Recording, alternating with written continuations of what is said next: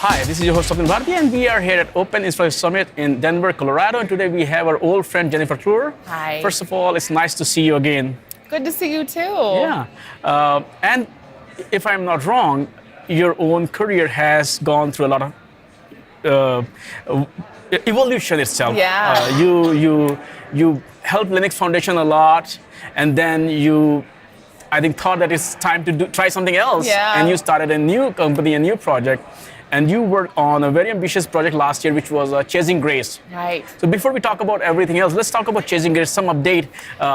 Is the project still going on, or what's going on there?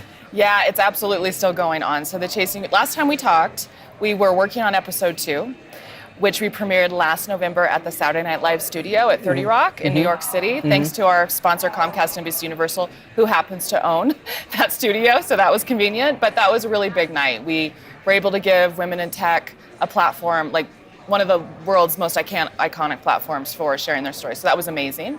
And that episode was about community and the role that community plays in elevating women's careers. Since then, we've been raising money to support episodes 3 and 4.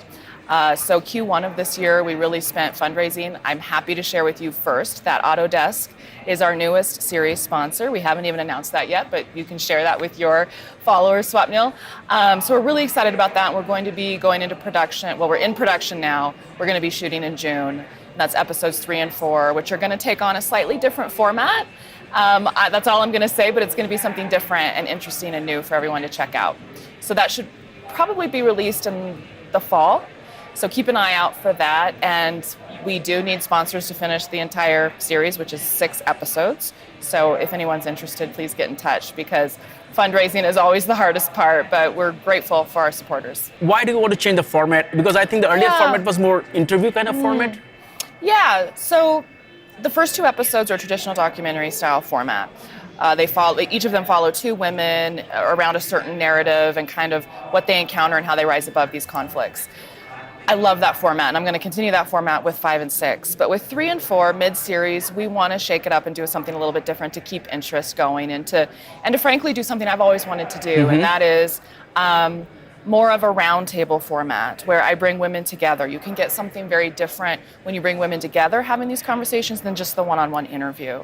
And so it's going to be different and interesting. It won't be a static roundtable. I'll just leave it at that. But I want to do something different, right? It's when you have your own project or your own business, as you know, you have that ability to say, I'm going to try something different and see how it goes. And frankly, from the very beginning of the project, when I started the project, I was like, I'm going to do something crazy and different. I'm going to do a documentary. And it's turned into this beautiful thing. So I say take risks, take leaps. Also, the women that I've interviewed have taught me that. Go for it. So we're going to try it.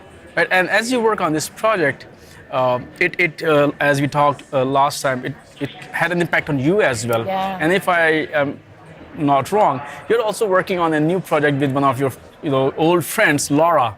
Right, yeah. Yeah, I mean, the project's taught me so much. I mean, I've been a woman in tech for a long time, so certainly being the only woman in the room and hearing inappropriate comments or, experiencing those types of things is not new to me. But the project has helped me remember how important community is, especially women supporting women in particular. And so just recently, just as early as last week, an open source colleague of mine, Laura Kempke, and I got together and started talking about creating a women in open source community or group across projects and across foundations. There are women in OpenStack, for example, groups. There's women in Linux groups, and those are very important. But we want to create a larger group where we can learn from each other and each other's communities, because some communities are very far along in creating inclusive environments and others are not. So we want to bring women together in a cross-project, cross-foundation environment. And we also want to increase the awareness and the value that's placed on different types of contributions to open source. So whether you're a programmer or you write documentation or you're a marketing manager or an event manager, your contribution is still so important and makes open source possible. And we think that's a really important theme to elevate for women in open source. So more on that soon. We've got a Google Doc going with all kinds of ideas, but we are going to put it in motion in the next couple weeks. So now you have this new project.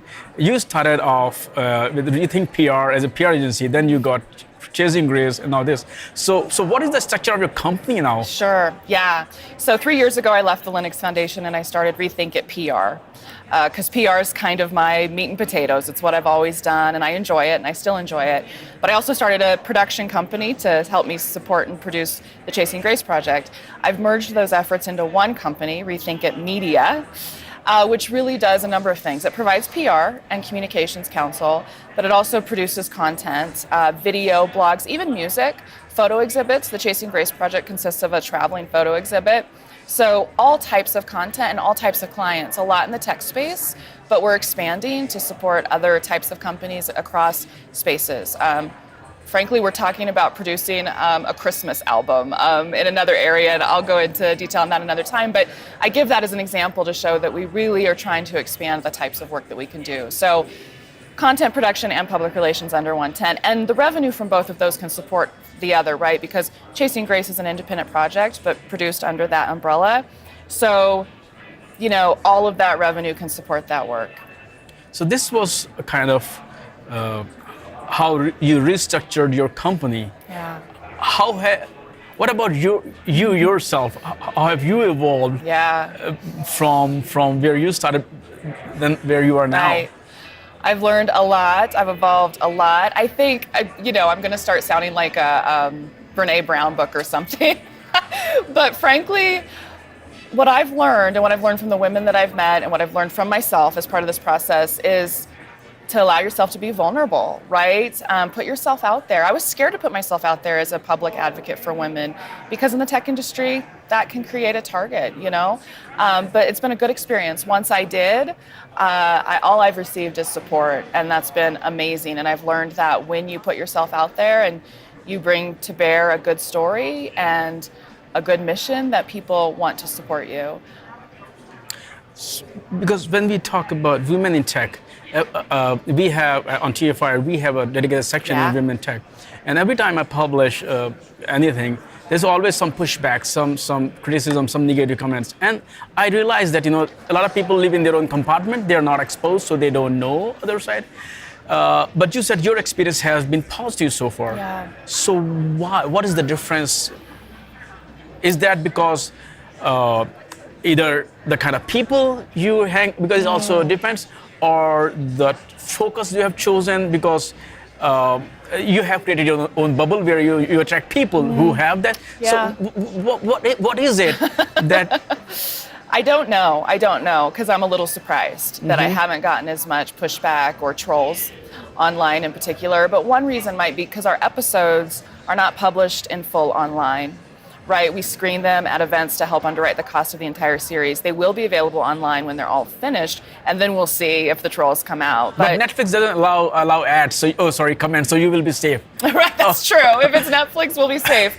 But I worry about that, and certainly because the women who share their stories with us are being vulnerable, like I mentioned. They're speaking out, they're sharing beautiful stories of resilience, by the way, but resilience comes from conflict, so we don't shy away from that. So they're being vulnerable, and so I do worry about trolls, but so far so good. Sometimes on our social media feeds we might get a comment, but it's been really minimal. Maybe it's the people who self-select to follow us, right, are mostly women. Right. Although a lot of men support our work too. So, we'll see how it goes. So far so good. Yeah, because sometimes when I publish, sometimes I feel that I have to defend and protect them too, because you are exposing them. Right. So it's like exactly. So I was just curious to know what magic. Keep doing what you're doing though, Swapnil. It's so important. I love your series, and don't let the trolls. No, I have a very thick skin, so I don't care. Good. I just worry about the subject of my interviews. I don't want them to be. Right. So you already shared, that you have had a very positive experience, and you're telling me to continue to do this, what I am doing. Yeah. Overall, you did share, it's positive, but overall, when you meet these people, when you also come across companies like Autodesk or other Comcast who have been supporting your work, what has been your overall experience, and what kind of drives you or inspires you to keep doing what you're doing? Yeah. Well, my experience working with tech companies has been fantastic. It's a really unique situation where this is an independent project, so we seek funding, but there is no influence over the content. sponsors don't even get to review the content before we publish an episode or screen an episode. So kudos to these companies for just supporting women's stories, regardless of whether or not they have the level of control they're used to having. So thank you to all of our sponsors for that. So my experience there has been really positive.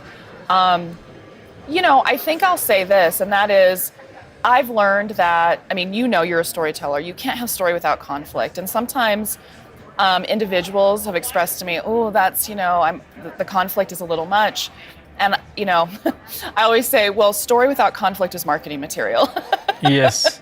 Right? These are stories. And frankly, I also always say, it's like personal therapy. You have to actually confront your demons before you can start to heal. Right. And so we as an industry have to understand, what are women experiencing? What are these stories I kind of hear inside in the hallway? When they hear these stories, when they see these stories on camera of conflict, but they see how women are rising above them because they want to build, they want to be in tech, they want to be a part of this industry. It's inspiring. And it's empowering to the women sharing their stories because they're heard. And women who see these stories, who may not talk about this in their offices where they're the only women in the group, they see these stories and they feel empowered because they know they're not alone. Right. So Jennifer, once again, it was really, a pleasure to talk to you. And you are an inspiring, figure yourself. Thank you. You are maybe getting inspired by others, but you are inspiring a lot of people. So once again, thanks for talking to me today. Thank you. And I'm pretty sure that we will, keep getting updates from you for the new project you're working on. Thank you. I hope so. Thank you, Swapnil.